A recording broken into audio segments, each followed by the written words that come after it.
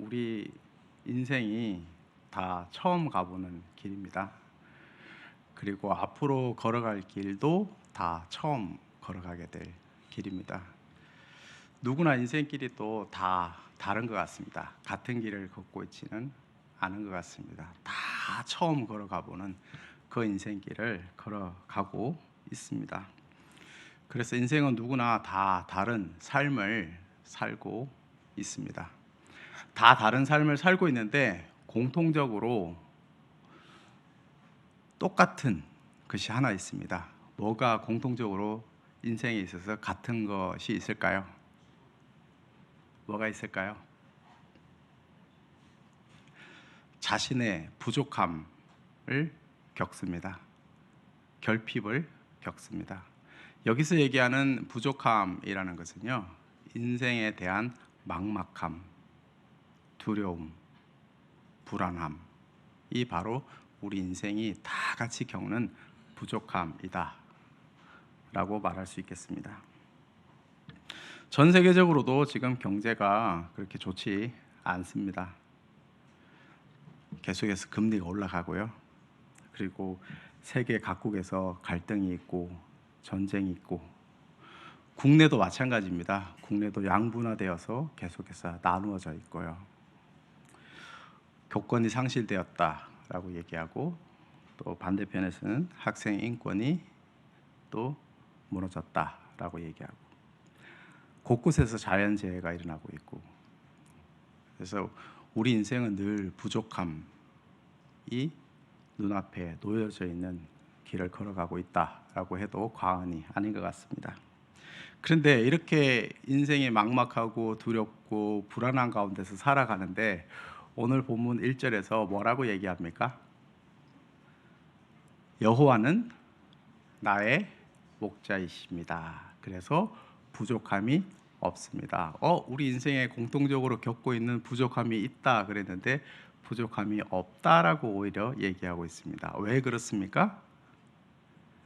여호와 하나님께서 나의 목자이기 때문에 그렇습니다 라고 얘기하고 있습니다. 여기서 우리가 주목해야 될 단어가 있습니다.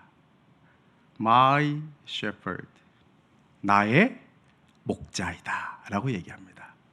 우리가 성경을 읽을 때 여호와는 나의 목자이십니다 라고 할 때, 이 쓰신 사람의, 이 저자의 목자이시구나 라고 받아들일 때가 많습니다. 그러나 오늘 이 본문은 누구의 목자라고 얘기합니까? 저와 여러분의, 나의 목자다라고 얘기합니다. 이것은 그냥 성경 읽기, 설교, 말씀이 아니라 우리의 고백이고 우리의 신앙이 되시길 예수 그리스도의 이름으로 축복합니다.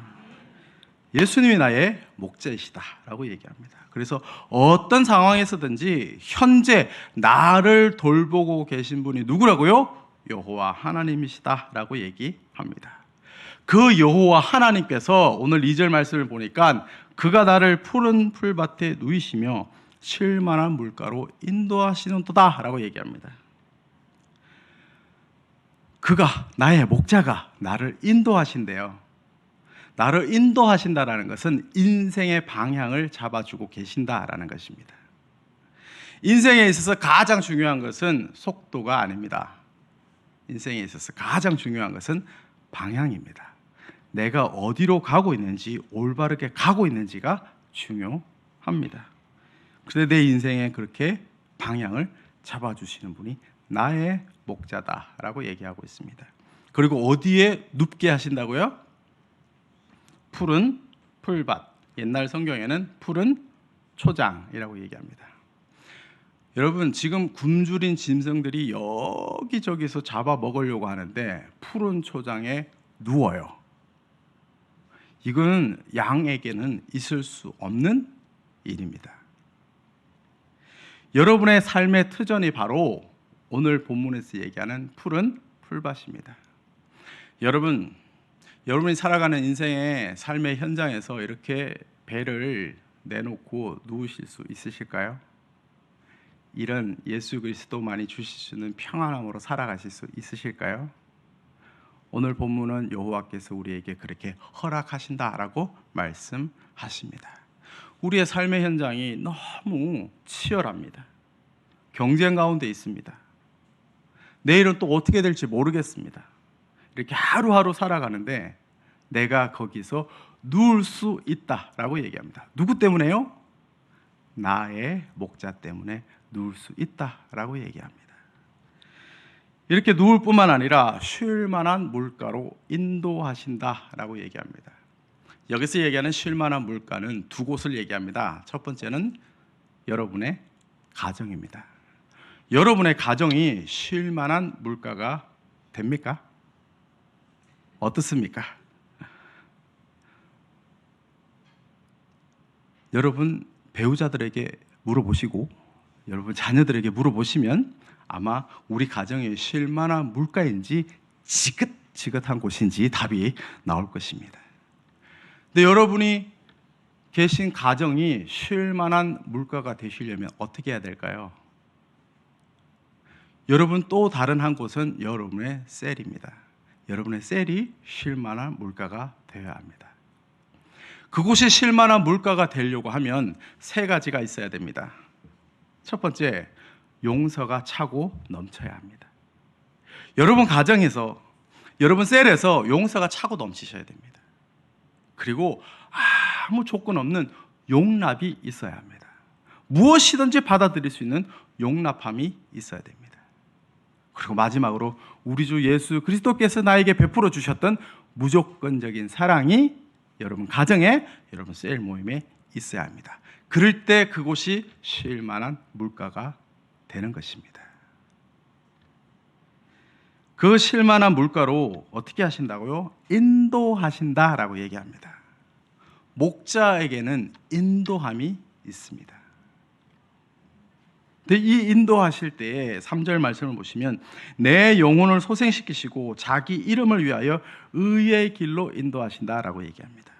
내 영혼을 소생시킨다고 얘기합니다. 소생시킨다는 것이 무슨 뜻입니까? 소생시킨다라는 것은 원래 자리로 되돌려 놓다, 회복하다라는 뜻입니다. 다시 얘기하면 우리가 죄악과 공경으로 헤매고 있었는데 바로 영적으로 살아날 수 있는 자리로 옮겨 놓았다라는 뜻입니다. 그래서 목자는 영적으로 의의 길로 인도하십니다. 이 의의 길이라는 것은요, 우리가 한 번도 가보지 못한, 그러나 이미 또 가보신 바로 구원의 이야기를 말하는 것입니다. 영을 소생시키신대요. 영혼을 살리신대요. 영혼을 원래 자리에 되돌리신대요. 그러므로 우리 인생에 있어서 삶의 근원은 영적인 것에 있다라는 것을 말하고 있습니다. 우리 영혼을 살리시고 난 이후에 우리 삶의 궁극적인 목적을 제시하십니다. 뭐라고 얘기합니까? 자기 이름을 위하여 의의 길로 인도하신다고 합니다. 그러므로 우리 삶의 목적이 뭐라고요? 여호와 하나님의 이름을 위하여 사는 것입니다. 대부분은 자기 이름을 위해서 살아요. 그리고 자기가 좀 유명해지고 자기가 좀 힘을 가지고 뭔가 좀 풍부해지면 그때서 하나님의 이름을 높이려고 해요. 반대예요. 하나님의 이름을 위해서 살 때 하나님이 우리에게 부족한 것들을 채워주십니다. 하나님이 우리를 높여주십니다. 그러므로 우리는 우리 삶의 최우선순위, 우리 삶의 목적은 무엇이 되어야 합니까? 여호와의 이름을 위하여 사는 것입니다. 그 이름을 위하여 살기 위해서 어디로 인도하신다고 얘기합니까? 의의 길로 인도하신다고 얘기합니다. 이 성경에서 얘기하는 의의 길은 어떤 길입니까? 첫 번째는 십자가의 의의 길입니다. 죄를 벌하셔야 하는 공의로운 하나님의 의, 그 길을 걷게 하는 것, 그 길로 따라가게 하는 것, 그 길로 인도하신다고 합니다. 그러므로 우리는 늘 죄를 벌하셔야 하는 하나님의 공의로운 성품을 닮을 뿐만 아니라 그 십자가의 길을 걸어가야 합니다. 두 번째 의의 길은 어떤 것입니까? 십자가에서 이미 공의를 베푸셨기 때문에 예수 그리스도로 말미암아서 우리는 하나님과 어떻게 되었습니까? 화목하게 되었습니다. 하나님과 화목하게 되었다는 것은 이제부터 하나님과 날마다 언제든지 교제할 수 있게 되었다라는 것입니다. 예배로, 말씀으로, 기도로, 찬양으로 하나님과 교제할 수 있게 되었다라는 것입니다. 그 길로 우리의 목자 되신 여호와께서 인도하신다라고 얘기하고 있습니다. 그 길로 인도하시는데 오늘 4절 말씀을 보니까 내가 사망의 음침한 골짜기로 다닐지라도 라고 얘기합니다.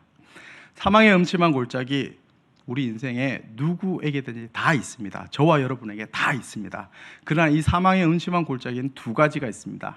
첫 번째는 육적인 사망의 골짜기입니다. 저와 여러분은 아마도 100년 안에 다 죽을 것입니다. 죽겠죠? 또 100년 이후에도 살아있으면 굉장히 또 힘들지 않겠습니까? 지금도 삶이 힘든데 100년 안에 다 육적으로 죽을 것입니다. 근데 문제는 영적인 사망의 골짜기가 있다라는 것입니다. 이 영적인 사망의 골짜기, 정서적으로도 힘들고 영적으로도 힘들 수 있습니다. 그래서 우리 힘들 때 뭐라고 얘기합니까? 한국 사람들 잘 하시는 말씀이 뭐죠? 제가 얘기 안 했습니다. 어느 성도 한 분이 방금 말씀하셨습니다. 죽겠다. 이렇게 말씀하십니다. 죽겠다. 힘들다. 혀가 빠진다. 뭐 이렇게 얘기합니다. 우리 굉장히 인재공학적으로 얘기를 많이 합니다. 우리 한국 사람들은. 그럴 때 우리는 뭐라고 옆에서 얘기해야 할까요? 굉장히 훈육과 이게 강하신 분들은 죽을 힘으로 다시 한번 해봐 이렇게 얘기합니다.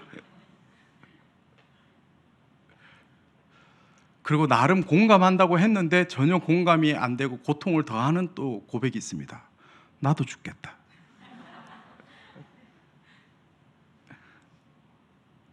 죽겠다. 힘들다 라고 얘기할 때 뭐가 그렇게 당신을 죽게 합니까? 뭐가 그렇게 힘들까요? 내가 그 힘듦과 아픔에 같이 마음을 함께하고 싶네요. 이렇게 얘기해주면 이해는 되지 않더라도 공감은 되는 것이죠. 여러분 가정에서, 여러분의 삶의 현장에서, 여러분 셀 모임에서 이런 공감이 있어야 합니다. 공감은 사실 노력이 필요합니다. 그냥 하루아침에 되는 것이 아닙니다. 끊임없이 노력해야 합니다. 제가 1:1 제자 훈련을 하는데 저희 교회의 성도들께서 형제들은 공감을 많이 받았다고 얘기하는데 자매들은 제 와이프한테 와서 목사님이 전혀 공감을 못해요 라고 얘기합니다. 근데 사모님, 목사님이 전혀 공감을 못하는데 공감하려고 엄청 애쓰는 게 보여요 라고 얘기합니다. 그래서 저는 그 얘기를 제 와이프에게 전해 듣고 성공했다라고 생각합니다. 원래 형제들은 자매처럼 공감 능력이 떨어집니다. 그렇기 때문에 거의 공감 제로에 가깝습니다. 하나님 그렇게 만드셨습니다. 그러므로 형제들은 공감하는데 노력을 어마어마하게 많이 해야 합니다. 근데 공감 잘하려면 끝반만 잘 붙여서 하면 됩니다. 아 힘들어 그러면 아 힘들구나 이렇게 얘기해 주면 됩니다. 근데 이것도 노력을 해야 가능합니다. 사랑하는 형제 동지 여러분, 노력합시다. 자매들은 이게 타고나가지고요 노력 안 하셔도 타고나서 공감이 돼요. 참 이 땅 위를 살아가는 형제들 얼마나 불쌍한지 모르겠습니다.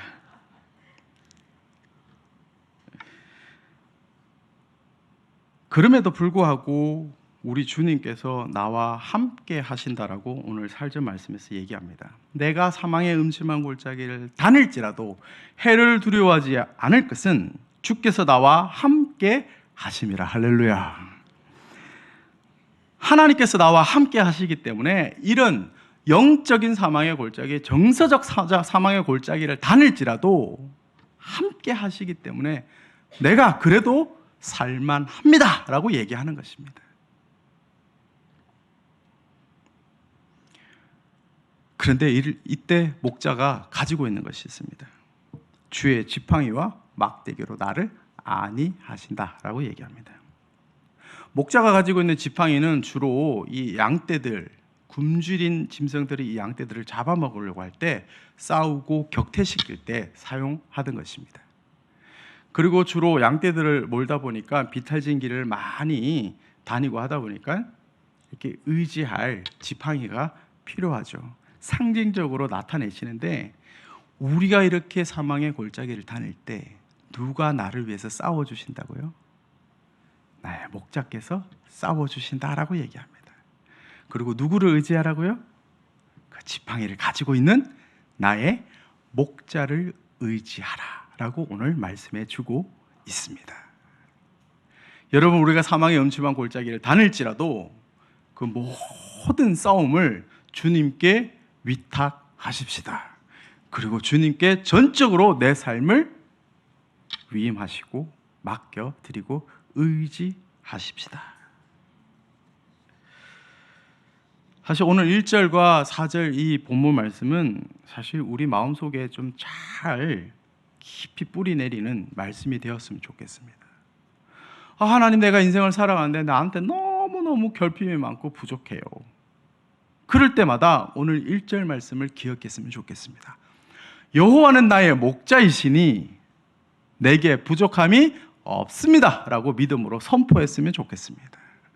내가 사망의 음침한 골짜기를 다닐지라도 해를 두려워하지 않는 것은 주께서 나와 함께 하시기 때문이고, 주의 지팡이와 막대기가 내가 있으니까 내가 정말로 안전합니다 라고 믿음으로 고백했으면 좋겠습니다. 그래서 가능하시면 이 말씀을 마음에 잘 새기시고 잘 박힌 목과 같이 자기의 마음에 잘 깊이 뿌리 내리셔서 실제 내 믿음, 실제 내 삶이 되었으면 좋겠습니다. 신앙과 삶은 일치되어야 합니다. 그래서 반전이 있어요. 우리가 이렇게 해서 방금 4절 말씀까지 하니까 내일부터 좀 살만하네, 살아갈 수 있겠네 라고 하는데, 우리가 살아가는 삶의 현장에서는 늘 뭐가 있어요? 원수, 마귀가 기다리고 있어요. 그래서 오늘 5절 말씀 보니까 주께서 내 원수의 목전에서라고 얘기합니다.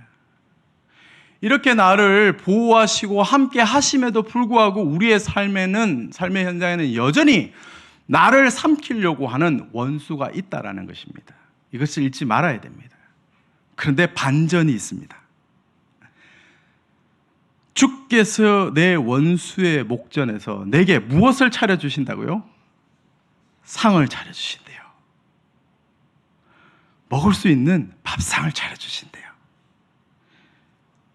그리고 기름을 내 머리에 부으셨으니 내 잔이 넘치나이다 라고 얘기합니다. 하나님 앞에서 베풀어진 음식을 먹는다라는 것은 하나님과 원수가 있지만 그 앞에서 하나님과 교제할 수 있다라는 거예요. 그리고 하나님께서 주신 그 언약의 그 관계를 계속해서 발전시켜 나갈 수 있다라고 말씀하시는 거예요.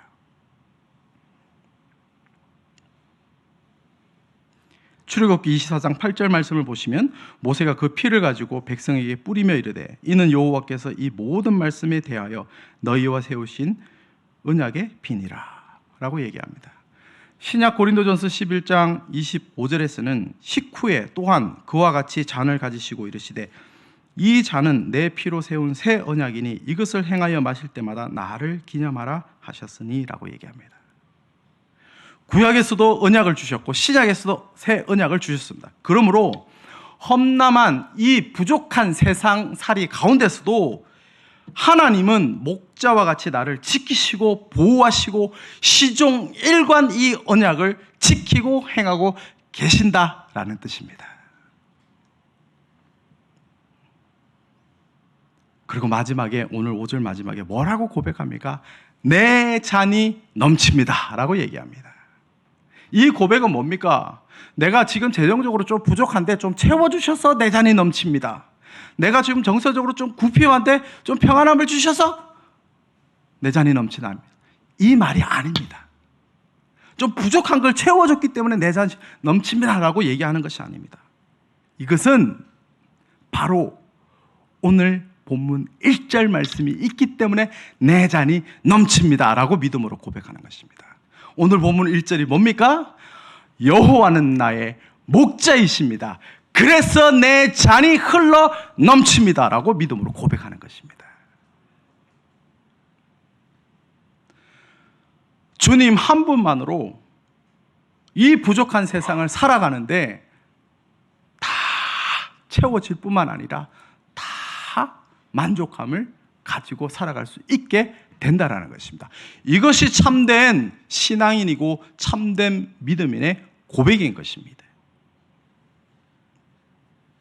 성경 말씀 따로, 주일 설교 말씀 따로, 믿음 따로, 고백 따로가 아니라 바로 이것이 하나가 되는 것, 이것이 진짜 참 믿음이고 참 신앙입니다.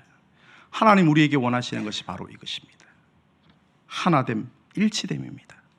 말씀이 곧 우리의 삶이 되어야 하는 것입니다.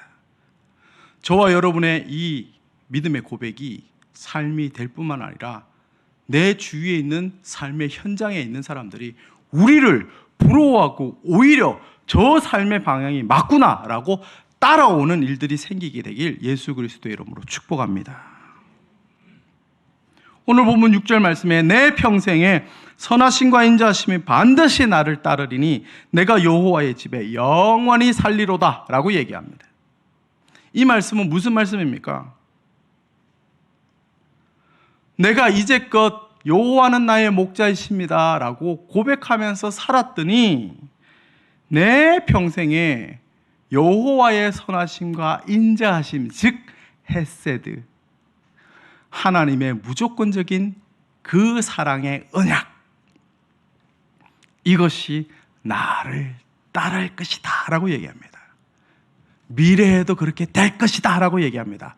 왜 이렇게 미래까지 밝게 보면서 믿음으로 고백하고 있을까요? 6절에서 바로 과거에도 현재에도 여호와 하나님의 선하심과 인자하심, 즉 헤세드가, 그 언약의 그 하나님의 그 무조건적인 사랑이 나를 감싸고 있기 때문입니다. 그래서 앞으로도 내가 여호와는 나의 목자이시기 때문에 부족함 없이 살게 될 것입니다 라고 믿음으로 고백하는 것이죠.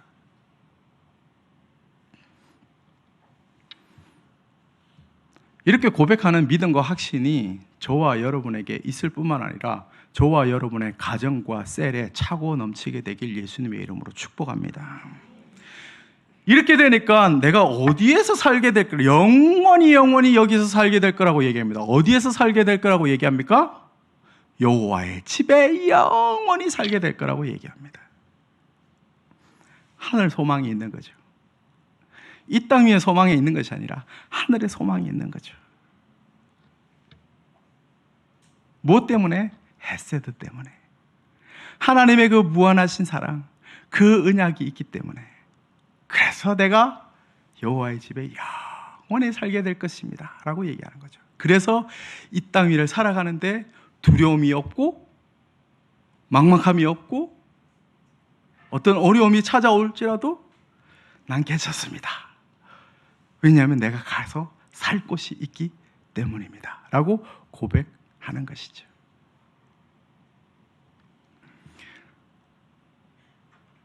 여러분, 내일뿐만 아니라 앞으로 남은 생에 살아가실 때 이 헤세드, 이 여호와의 인자하심이 우리의 삶을 충만하게 감싸게 되길 간절히 소망합니다. 그리고 이 감삼으로 말미암아서 내가 살아갈 곳이 있고 앞으로 영원히 머물 곳이 있는 그 여호와의 집을 바라보고 나아가는 하늘 소망, 미래 소망 가진 저와 여러분 되시길 예수님의 이름으로 축복합니다.